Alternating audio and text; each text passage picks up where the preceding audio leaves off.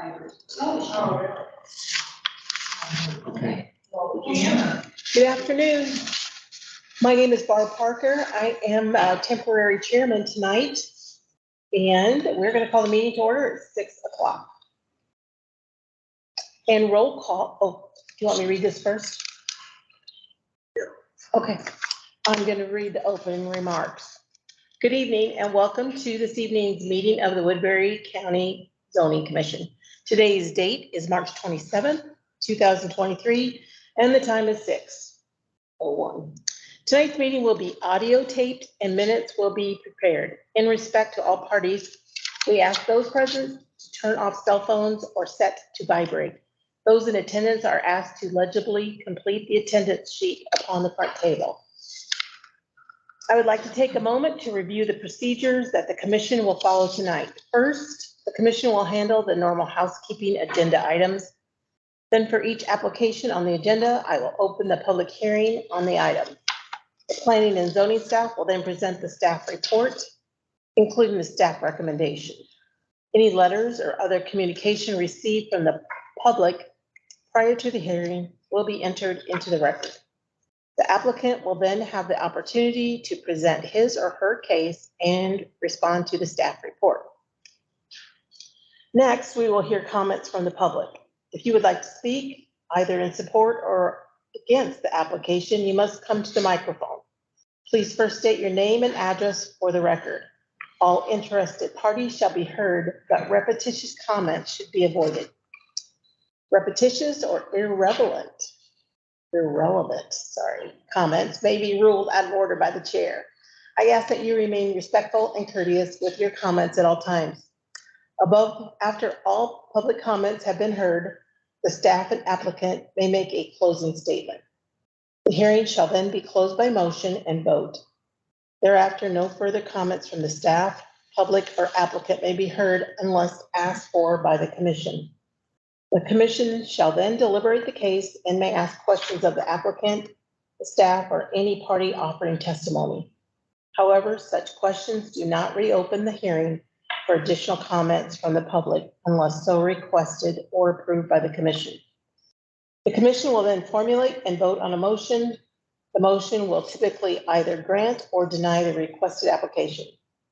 Any commission member who has an ex parte communication to place in the record of this meeting should do so prior to the beginning of the deliberation of the respective agenda item. Thank you. Okay, we're going to go on to roll call. And I will call Corey Meister and Jeff O'Toole. We have two missing commission members who are Tom Bride and Chris Zelmerzant. And our first item is public comment on matters not on the agenda. Is there anyone here that would like to speak at this time?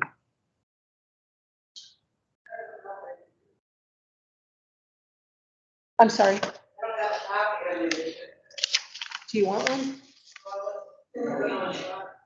Oh, okay. There's one right there if you want to. I don't believe, what are you here to talk about? So it's not on the agenda, but you can certainly have your time. Do you want to talk right now? That'd be fine.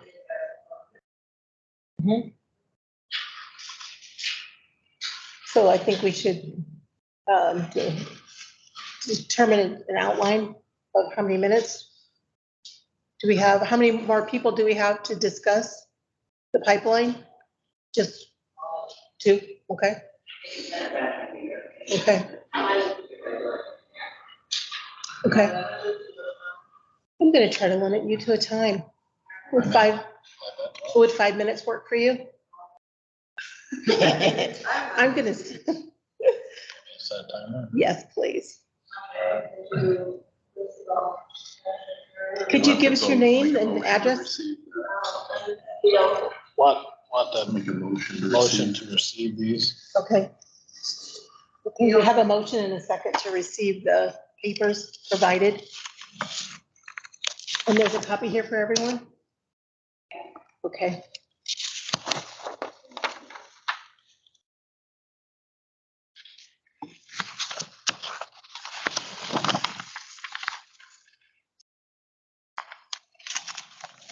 you want this back?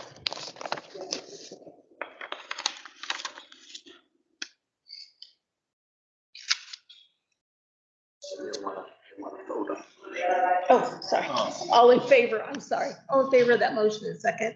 aye. Okay. Motion carried. Yes. And I'm not here to speak about it.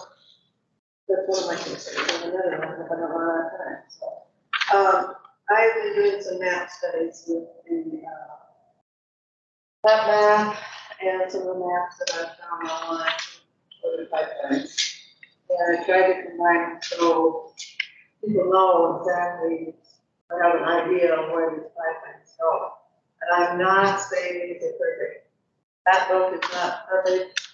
There's various maps out there that change it.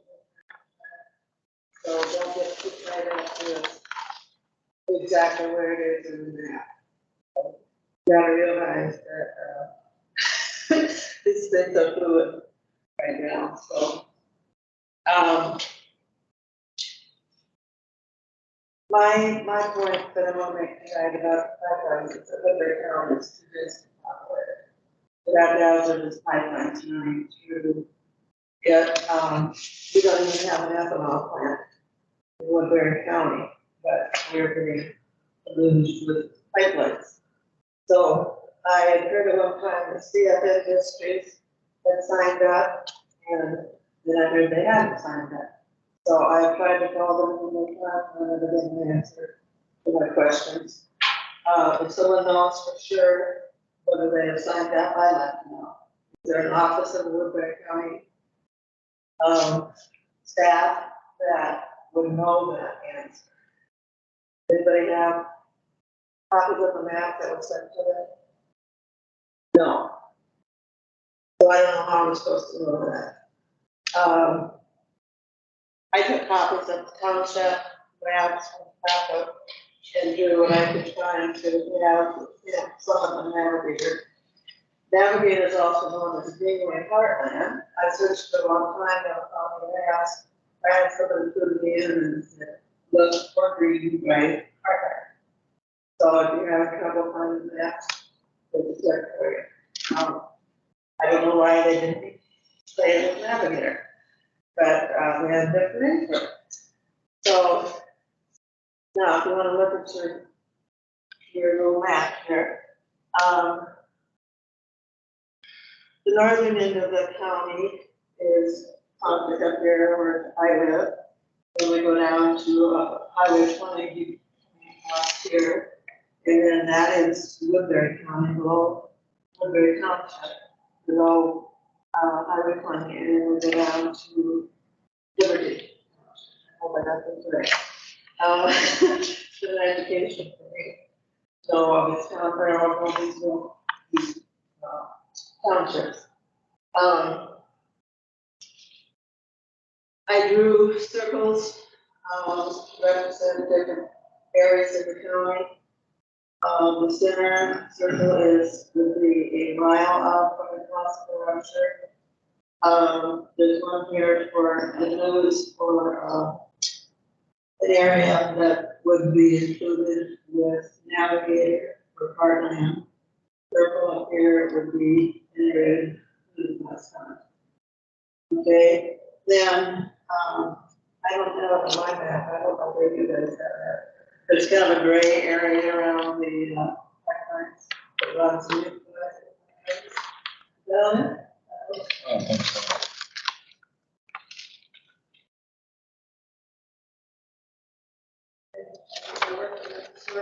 maybe they run off. But anyway, then I ran a line, a mile on each side of the pipelines like this to include the possibility for all those people that were in that area, that they might be in ruptures. Okay, so,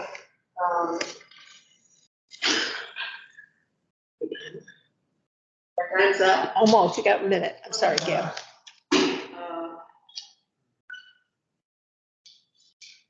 Anyway,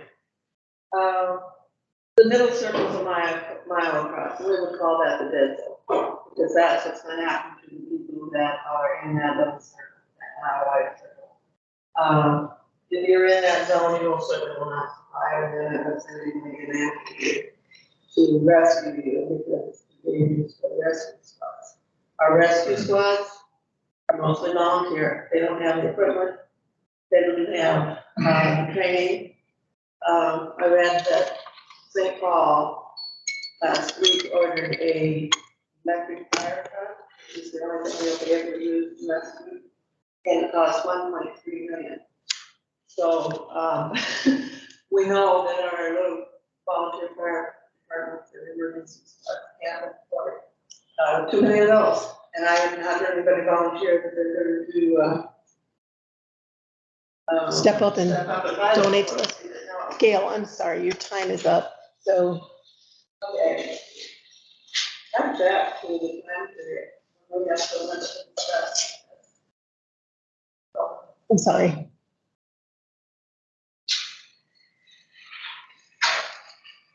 You want to start another? Hi, I'm Vicki I'll wait Holt till they start talking. from Hallville, and I would like to talk about climate.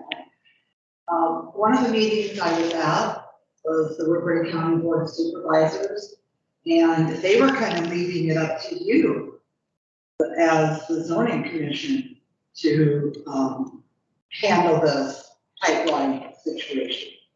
And so I guess my question is, have you guys figured out maybe what a solution would be for the pipeline situation?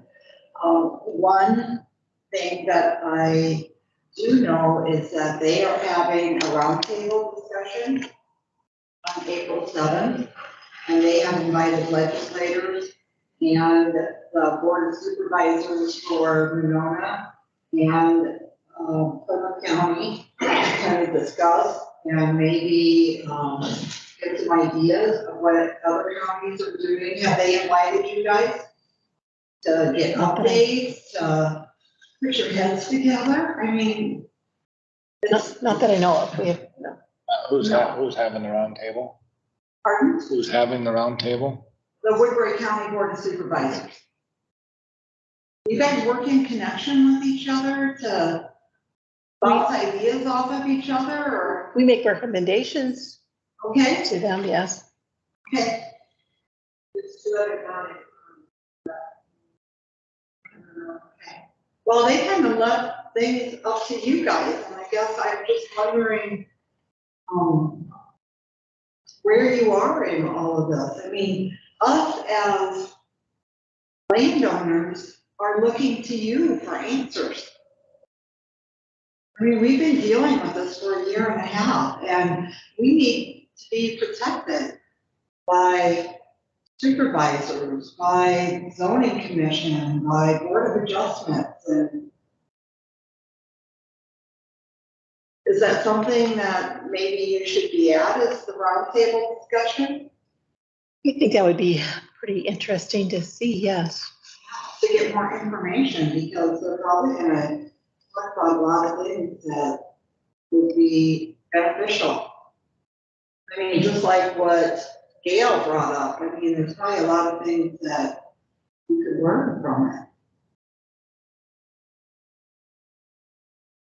It's my understanding, Dan, you can correct me if I'm wrong, we're volunteers. We're not board of supervisors being paid that position. And then why would they lay that on your back? I don't know anything about that. I go with what information I've been given. It's my understanding that a pipeline, a hazardous pipeline, is a conditional use permit. That's not this entity. That's the Board of Adjustments. Correct? This is the review body of the permit. But they have to issue it first, and we review it.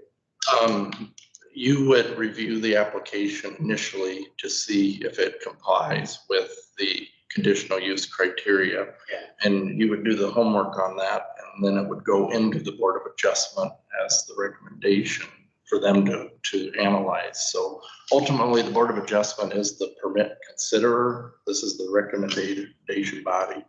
So any issue that comes before us is being investigated or reviewed by other people, not us. We're not investigators. I'm a high school teacher. Okay. And so when we come and tonight, we're gonna hear another case and it's been investigated, reviews with recommendations, and we'll go over that. We're not a state entity to go out and To investigate. decide whether the pipeline's. Correct, that's my understanding. But it would be beneficial to have some knowledge. We get knowledge here, you know, I don't know how much time other people have to go to all those meetings. I have a family and kids and Yeah, we get information here. I know Gail is giving us information. Are you getting all that information? Just Sam? stuff that. It has to be Yeah. publicly, Yeah. so it's important to introduce it into the record or come to tonight's meeting with information that the commissioners consider publicly. We are very concerned about ex parte communications and those scenarios, especially if issues this intense. When you look at, like for what Gail submitted tonight, you may see at the Board of Supervisors level, when they submit information into the supervisors or to this board and they vote to receive it, it becomes part of the minutes. It becomes part of the proceedings here of what happened tonight. And so anytime a decision is made by a zoning commission or a board of adjustment, it has to be made in the light of public in terms of the whole concept of here is the criteria, here is the materials that come in, the public comments have to be part of it. When this body met on the 28th of November, it was a process to look at a possible ordinance recommendation. And so everything that was submitted was funneled through the public record, got put into the reports and recommendations that the zoning commission comes up with to present to the Board of Supervisors. The Board of Supervisors they did receive the recommendation, which was to follow the conditional use process back in early December based upon those proceedings and demonstrating to the public what the conditional use really is. And what the conditional use is any company or applicant must present the county with a complete application that identifies the criteria in the ordinance that we're looking for in terms of public safety. And I'll give you one example. Our standard number 3, we've got 6 standards and 2 considerations that zoning commission and board of adjustment must consider in order to decide whether a permit should be approved, whether a permit should not be approved. The commission and the commission can recommend to the board of adjustment to approve something or not approve something, but they have to identify the reasons why something should not be approved. And in terms of being in conflict with the ordinance. And our particular standard number 3, zoning commission, board of adjustment would have to look in particular, the proposed use and development will not have a substantial or undue adverse effect upon adjacent property, the character of the neighborhood, traffic conditions, parking, utility facilities, and this is the key term here, and other factors affecting public health, safety, and the general welfare. And so when the application is brought in and they're looking at all the different materials, they have to consider this parcel by parcel, property by property. Southern Woodbury County, or at least where it's proposed to come in, I think, looking at kind of using Gail's map for an example here, the zoning commission doesn't look at it in the global sense of, okay, a pipeline goes through the county. They have to look at it by parcel, by parcel, by parcel. So it's coming down to, is it appropriate up here in Northern Woodbury County? Is it appropriate here? It might be more appropriate in other locations than others, depending on the scope and the layout. So kind of going back to the homework that's involved in the ordinance, with any conditional use that goes through the county, both boards have to see or investigate to find out that these items fit with the criteria. And the burden is on the applicant to answer the questions of the county to ask the questions of the board on the application on how they intend to fit the Which criteria. that would be like Navigator or Summit. Mhm. So the company would have to bring an application, and the challenges that both the zoning commission, the board of adjustment, and the supervisors are in is every application has to be looked at on the merits of every application that comes in before. As Corey mentioned, we have one here tonight. Iowa code and the ordinances require public officials to carefully look at everything in the sunlight, follow a channelized criteria for evaluating each option. And so when issues are, very significant and they mean a lot to everybody, they do mean a lot to everybody. The key is to focus in on what our rules are, what we must follow. And Woodbury County is fortunate enough, based on the ordinance, to have that conditional use in place there. We have various utilities, various criteria in our ordinance that are caught by the conditional use, where there's various uses across Woodbury County that people have to come here. They have to ask these boards, zoning commission, board of adjustment for approval with the consent of the neighbors in a sense. And I should say with the communication to the neighbors. That's a better word from consent, because typically a conditional use requires notification within 500 feet under the conditional use of anybody that has an application within that particular area. So they would have a voice typically about a month or a few weeks in advance, so that you know that something is happening, an application is happening in your neighborhood. Then you have the ability to contact staff, to contact us and ask us about it, so we can communicate with you on what the proposal is. And then you would have the ability to submit comments into this board, to the Board of Adjustment, so that they consider that too.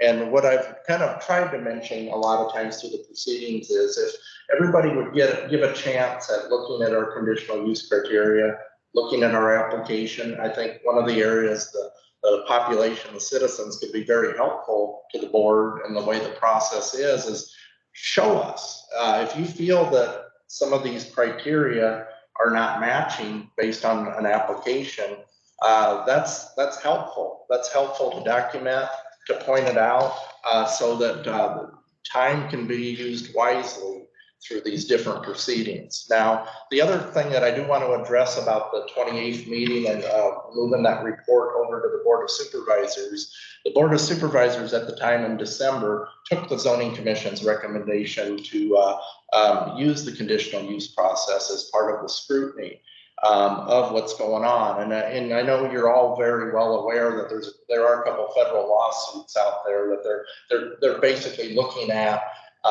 in the area of federalism on whether a local entity, local government even has the authority to put ordinance standards on there that are very specific to, it must be designed this way, it must be this far away. So they're kind of arguing the Pipeline Safety Act in federal court right now.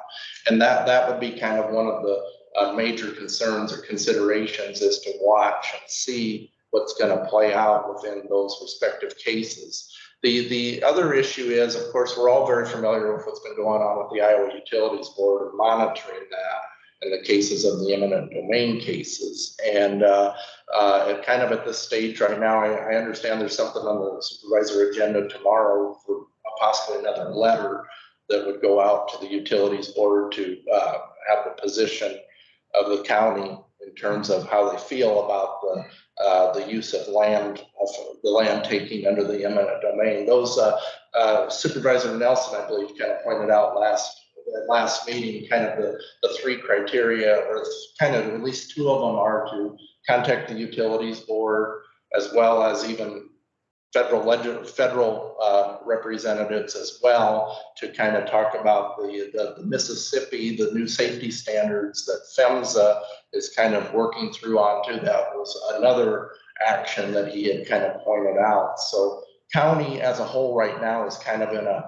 we're kind of in a circular position right now in terms of monitoring what is going on. But I would say that Woodbury County itself has a good safety net in place as it comes to the permitting and the level of scrutiny. There is a level of scrutiny that involves the public, involves these boards, where they do have to file a permit request here and go through the scrutiny of an application like any other zoning-based application. So we do have that built in. And with the flexibility of our conditional use process, that's on the books, that's stated there, or we do have some tools to work with both of these boards to consider safety and those items.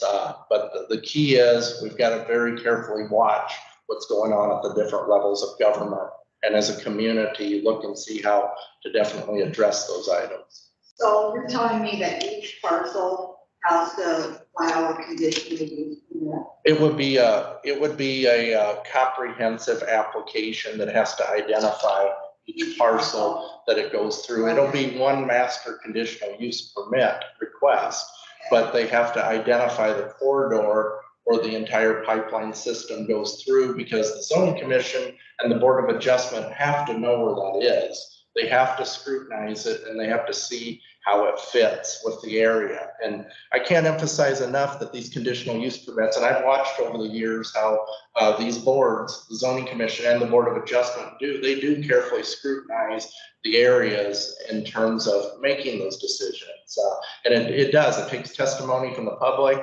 It takes the information that the applicants, the companies that for this matter, they have to meet the threshold. They have to prove that this situation will fit with each respective area that they propose to put it there. Okay. We run into this with borrow pits and various other scenarios. We have various conditional use permits all across the ordinance that requires these boards to look very carefully at the makeup of the neighborhood.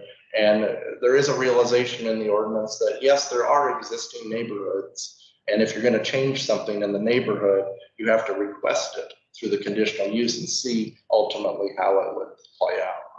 Thank you. Yeah, thank you for doing so. Used up all of it. Jan Martins. Mine was mostly a lot of questions that you answered, but the conditional use, was that the board of supervisors that put that through, correct? You said it was on record? Yes, if I may, in 2005, the county had a development plan put together.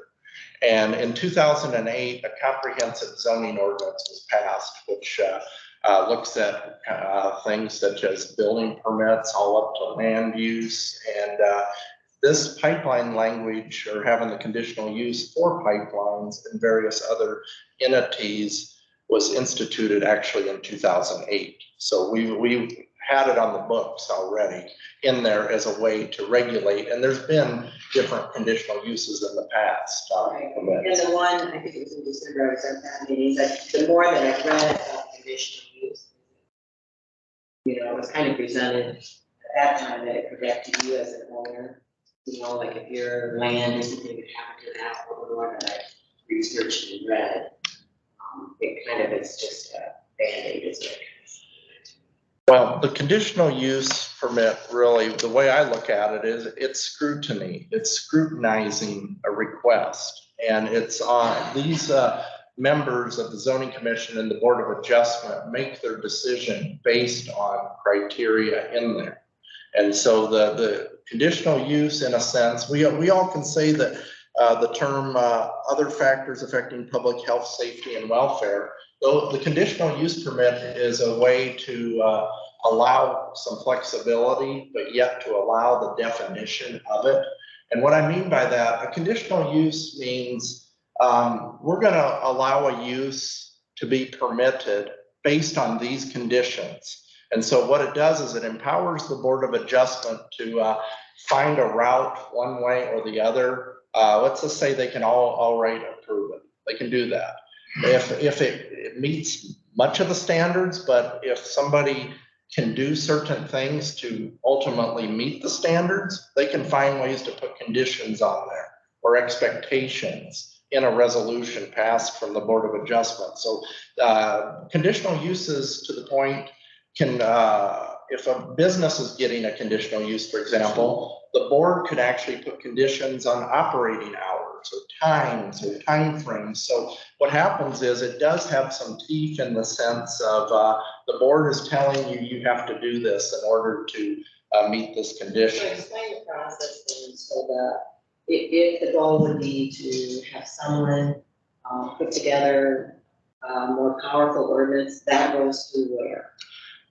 The process of going through is we would get directive from supervisors to study an ordinance, which we had already done on the 28th of November, ran it through and got the recommendation at that time. And of And I think course, it's like a revolving door. Right? It's- I mean, it's, if you look at anything coming out of the board, it changes dates. but and the thing is, the reason this hasn't been as clean as many people have hoped is because of the really federalism, what the federal government has the authority to do, what the state has the authority to do, and unfortunately, we seem to be the last ones to know because we're watching all of these things go on. And I run into this example quite a bit because the topic of federalism, a lot of times the federal government will just grab on and take some authority away from us. One of those areas is even like the siting of cell towers. An example there is we're not allowed to talk about Iowa Code 8C, and the FCC actually has some criteria that we're not allowed to go there. And because of how they enumerated at the federal level. So we're only kind of within our own sandbox of what we're allowed to do certain areas. And that's where the federal government does have their supremacy in some ways, but we have to now watch this play out with the Pipeline Safety Act, the two cases with Shelby. And When Summit and Navigator go to file their permit, where are you at in that process? Well, they would file the permit directly with our office, the Community Economic Development Office. We would institute studying the pipeline as well as a staff. We would also have the zoning commission themselves would do some work in terms of analyzing the staff reports and studying it. We would be taking public comment at that time period. So that's where the population, the citizenry should be involved in terms of knowing what the application is. I can't emphasize that enough. If anybody wants to, talk to me or give me a call sometime, and I can get you a copy of the application and talk you through the process. But I think the top thing, if it's at the county level going through permitting, I think everybody needs to know the ins and outs. Right, and that's what I'm just trying to figure out who gets what. And Yeah, it just kind of feels like a rolling rock. So yeah, basically then a letter would go out to everybody within the 500 foot from the property and kind of tell you that, okay, zoning commission will meet on the 4th Monday of the month. They will review it. And then the Board of Adjustment will likely have their public hearing on whatever this date is. Of course, those logistics have to play out, but that's what I was kind of referring to before about working within the mechanisms that we do have on the books by working through the zoning commission as well as the Board of Adjustment. I can give you two examples, Jana, talking about the Board of Adjustments. And you use the term Band-Aid. I've seen it not be a Band-Aid. But to give two examples, cell phone towers. Board of Adjustment used to have power to say you had to co-locate your stuff on an existing tower, and that was taken away. And now they can put up a tower and bypass Board of Adjustment. So that was taken away. But the pumpkin patch, Yeah, you talked about I was the chairman on that one. that. We could set the hours and the number of days they were open. And that, to me, that was a lot of power, that they were only open a certain time because of listening to people around that didn't want that. Yeah, So there's and I'm some just power. trying to understand the whole process of, the zoning, where they fit into the higher level. Anyway, you answered a lot for me. Sure. Thank you. Gail, do you have something else? How many minutes would you like? Yeah, we have a lot more minutes. Can I give you 2 more minutes? Can I just speak here? We talked about this conditional use in the landowners group. Of the pipelines, our lawyer, before I joined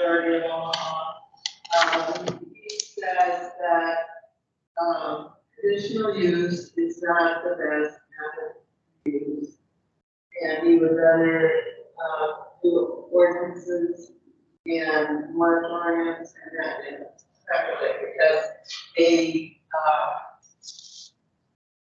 conditional use is very subjective.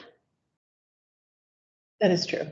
Yes, so, and if you, who's there that night to vote, somebody's gone on vacation, somebody's sick, it should go vote right now. So I would like to see the county do something. The counties that are using conditional use, and I asked if anybody was using that by itself, and nobody is using it except for them. And they said that if they are using conditional use, they're using it in combination with ordinance. They aren't using it by itself. So I think unless we have a secret, that we know more than the rest of them do, and the lawyer does, that's all they have. With the ordinance, yeah. Part of the issue is creating a separate ordinance that calls out CO2 pipelines is a risky deal because versus it's all pipelines, not just carbon dioxide pipelines. And that's part of the challenge. Okay. Here we go. I just lost control. Okay. So, another county around that Stop that. Is, what you're stating is if you put in an ordinance that it referred to all pipelines, is that what you were stating? That's the risk if you call out a specific. Okay, but you can put, what was it, amendment? It was an amendment that the pipelines at a certain PSI. Any And pipeline over 1,000 PSI, because most gas and oil pipelines are 800 PSI. So if you would put an amendment in that the pipeline was, say, 1,000 PSI, which the CO2 pipelines are 2,100, which are very, very dangerous. So that would solve your problem of ordinance. Okay. And that's how Burleigh County, which is Bismarck, the capital of North Dakota, that's how they got their ordinance. Okay, thank you for your time. I appreciate it. Okay, is there anybody else that have any public comment? Hearing none, I am going to go to the next item on our agenda, which is number 4, approval of the minutes from February 27th. I will entertain a motion to approve. And we have a motion and a second. All in favor? Aye. For me also. Okay, number 5, items of business. Can I just go on to the, open the public hearing Yes. for the Kerr addition minor subdivision proposal on parcel 884735100002. Dan, would you like to Yes. do? Yes, K&L Legacy Farms, Peter Kerr and Jean Kerr have filed for a 2-lot minor subdivision on the property identified as the parcel that Chair Parker has just referenced. This proposal has been properly noticed in the Sioux City Journal's legal section on March 11th, 2023. The neighbors within 1,000 feet have been duly notified via March 10th, 2023 letter about tonight's March 27th Zoning Commission public hearing. Appropriate stakeholders, including government agencies, utilities, and organizations have been notified and been requested to comment. The Woodbury County engineer found the proposal in compliance with Iowa code closure requirements and found that the lots have adequate access. Extraterritorial review as required by Iowa code 354-9 was waived by the city of Sergeant Bluff with the adoption of City Council Resolution 23-6 on February 28, 2023. The property is located in the special flood hazard area, Zone A, the floodplain. Based upon the information received and the requirements set forth in the zoning and subdivision ordinance, the proposal meets the appropriate criteria for approval. One thing that I do want to add about the BFE or the floodplain is that it is required in the ordinance to have the applicants acquire the base flood elevation data. That base flood elevation data is part of the plating process, and it is duly noted in the backup material. So if the property owner wishes to put a house on that property, they would have to simply go through the floodplain requirements to staff via floodplain development permit. Other than the floodplain, everything else looks in order for approval.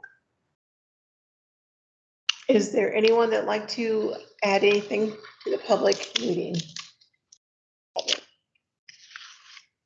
Hearing none, I would entertain a motion to close the public hearing unless the commissioners have anything to say. Motion to close and a second. All in favor? Aye. So, commissioners need to discuss this. Do you have any questions or issues with it? There does not plan to be a dwelling at this time. There may likely be in the future, but that would go under building permit and floodplain. Yeah, but not at this time. Okay. That is floodplain. Yeah, there's a significant portion. Your packet includes both. I've been lately showing the current floodplain as well as the draft floodplain data. In about the summer of 2024, we think that the federal government may move toward allowing the local governments to start adopting, at least for our county, the new revised floodplain map. So it looks a little bit better, kind of up in the corner of the property, but it's still significantly in the floodplain. So, but they meet the criteria for the plat because they've reported the data.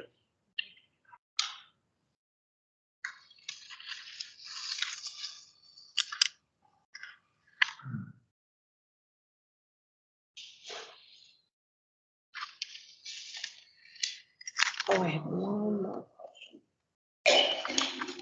You didn't have any comments then? No. Come in after the packets were out. Okay. All right, that was it.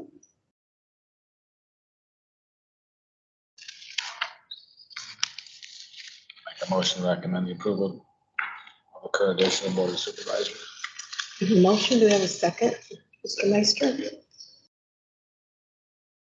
And would all be in favor? Aye. Okay. Are there any questions at all in the public? Okay, trying to make sure. Dan, are we ready to move on? Yeah. Okay, information discussion on Woodbury County Comprehensive Plan 2040 model. Yeah, just kind of expanding on from last month, we're kind of in a similar boat in terms of working with Simcoe on the comp plan. We expect probably sometime in April, toward the end of the month, we're going to be likely requesting to have kind of a public meeting or kind of a workshop, likely at the courthouse to make the development plan criteria available so that people can kind of see generally where Simcoe is, kind of like a soak-in informational comment kind of period to learn more. It's still a learning process.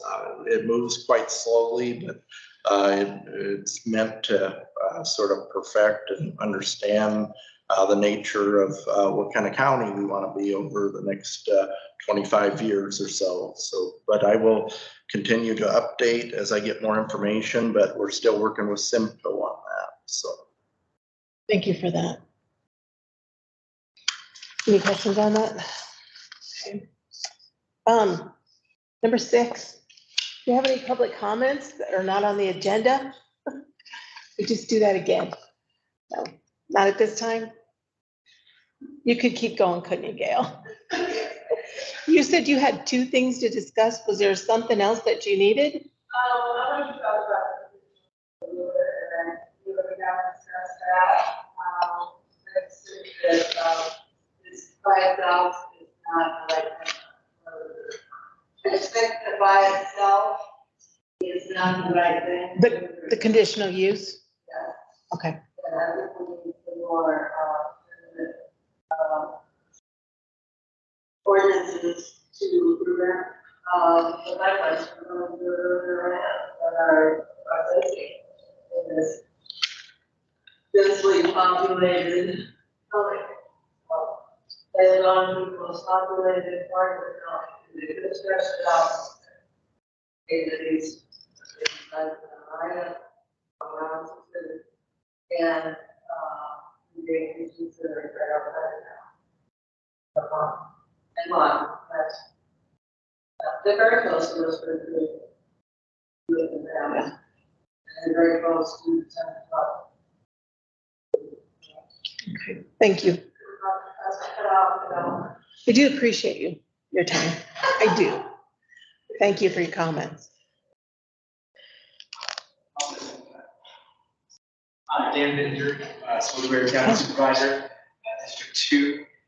To answer your questions, no, we won't, no one, the supervisors are not passing anything else. We're adjusting. I do agree, gentlemen, right, we are, it's on our shoulder to pay to do that. The supervisors understand that conditional use permit is good. It has been used for good things, right? And, but we are really looking to that ordinance. Waiting to see, as David pointed out, what happened in the federal court about current ordinance for Shelby County, see where it plays. Can I say something about that though? That is not going to be decided until January of 2024. So if you wait until then, the permit is going to be decided in October. Right, we know that, yes. Okay, Yes, so then we know how that. can that be a solution? Well, we have a balance between what can likely hold up in court versus drive the county into legal disputes and costs. We are open to measures in that, but we've got many concerns about the pipelines. Supervisors, we understand the concern, and many of us are very concerned. We're working on that, but we understand that, but also we must balance this. It's on our shoulders. We go to court on us, five of us, verification, but we are working on this. Just let you know, the zoning commission and board are doing a good job. No one's passed it up. So we are sending a letter tomorrow again to the IUB and to the Moines, our Northwest legislators. Get in there and put either more moratorium on this, or pause this, so we will keep you updated. Another solution, I found Capitol last Wednesday, and another solution that was made by Walt Taylor, and then the attorney for Shelby County was to go ahead and do an ordinance and have everything in place, but not sign it. So that, oh, you already know this. Oh, yeah. No, you're good. Oh, yeah. To have everything in place and, go ahead and do all your paperwork and all of your 3 meetings and do all that, but not sign it. So that when the time comes, you can be ready. You don't have to have, a time, frame, and then when you need it, all you have to do is receive it. And it's ready to go. That's another idea. We are working on this. We got this. My understanding is that if the have their plan, their ordinances, or their conditions, are made by that October, which was an alphabet to the farm, but we have to have it in place. Right. By October, so they have it hearing for that. So, You're you guys think you can do that? totally surprised.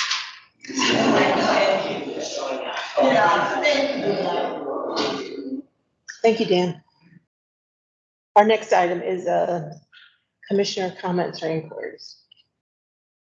Anything from you fellows? Okay, nothing from my perspective either. Staff updates is next.